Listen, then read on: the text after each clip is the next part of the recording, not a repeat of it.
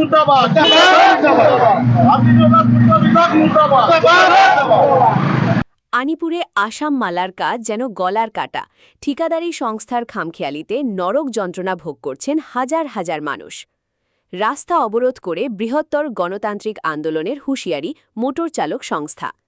এক পশলা বৃষ্টি হলেই রাস্তা থাকে না, পরিণত হয় কাদার সাগরে। আর টানা রোদে একই রাস্তা ধুলোবালির ঝড়ে নরক যন্ত্রণার সৃষ্টি করছে। হাইলাকান্দির আয়নার খাল থেকে শ্রীভূমির আসিমগঞ্জ পর্যন্ত সড়ক উন্নয়ন কাজ চললেও আনিপুর বাজার থেকে তেমাথা পর্যন্ত অংশটি দীর্ঘদিন ধরে ম্যাটালিং অবস্থায় পড়ে রয়েছে। অভিযোগ, দায়িত্বপ্রাপ্ত ঠিকাদারি সংস্থা বিন্নি কনস্ট্রাকশনের গাফিলতির কারণেই এই দুরবস্থা। এই সড়কে এলাকার মূল লাইফলাইন। প্রতিদিন হাজার হাজার মানুষ, ছাত্রছাত্রী এবং যানবাহন এই রাস্তা ব্যবহার করতে বাধ্য হচ্ছেন। কিন্তু খারাপ রাস্তার কারণে বাড়ছে দুর্ঘটনার আশঙ্কা। স্থানীয়দের দাবি, অবিলম্বে পিচ ঢালাইয়ের কাজ শেষ করে এই ভোগান্তির অবসান ঘটাতে হবে। একই সঙ্গে জেলা প্রশাসন ও পূর্ত বিভাগের জরুরি হস্তক্ষেপও দাবি করেছেন তারা। এছাড়া আগামী দিনে তারা রাস্তা অবরোধ করবেন বলে হুঁশিয়ারি প্রদান করেন। মুস্তাফা আলমের প্রতিবেদন। বিন্নি কনস্ট্রাকশন নামে ঠিকাদারকে দায়িত্ব দেওয়া হয়েছে। আপনি কি মনে করেন যে আজকে যে ভোগান্তি, এই ভোগান্তির জন্য সেই ঠিকাদার গোষ্ঠী এবং বিভাগীয় যারা কর্তারা তারা দায়ী?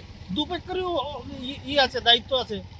বিভাগীয় কর্তৃপক্ষ দায়িত্বশীল থাকা উচিত এবং যারা কাজ নিয়েছে, যারা আমি কে নিয়েছে না সেটা জানি না, নাম জানি না, বলতে পারবো না, কিন্তু যারাই কাজটা নিয়েছে ওদের থাকা উচিত। 1 বছর অবধি একটা কাজ কেন করে থাকবে?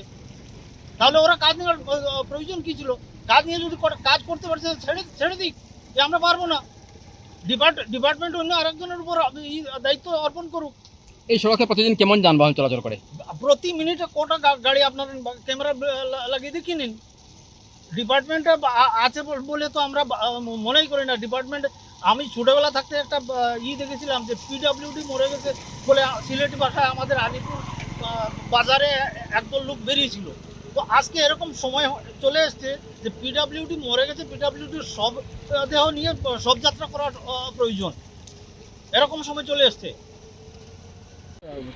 কীরকম মনে হবে?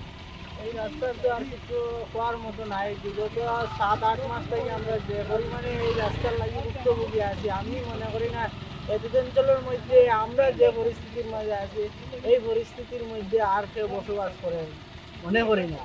কারণ বিভিন্ন জায়গায় দেখা যায় বর্তমানে বিজেপি গভর্নমেন্টও যে পরিমাণ রাস্তাঘাটের উন্নতি, কিন্তু আমরা এই এলাকার মধ্যে আমরা সবচেয়ে মধ্যে আছি আর পিছিয়ে পড়া এলাকা। এর মধ্যে রাস্তাঘাটের সমস্যা, বিভিন্ন পানির জলের সমস্যা, এইগুলা আর আমরা বলার আর কিছু নেই। রাস্তাঘাটের পজিশনটা খুব খারাপ। আমার কথা হইলো গভর্নমেন্ট যখন এখন ডবল ইঞ্জিন থেকে ট্রিপল ইঞ্জিন হয়ে গেছে, রাজ্য সরকার থেকে লিগার সব কিছু বর্তমানে বিজেপি গভর্নমেন্টের আওতায় আছে। যার কারণে আমরা এই পরিস্থিতির থেকে আমরা ইয়ে করতে একমাত্র বিজেপি সরকারে পারবো।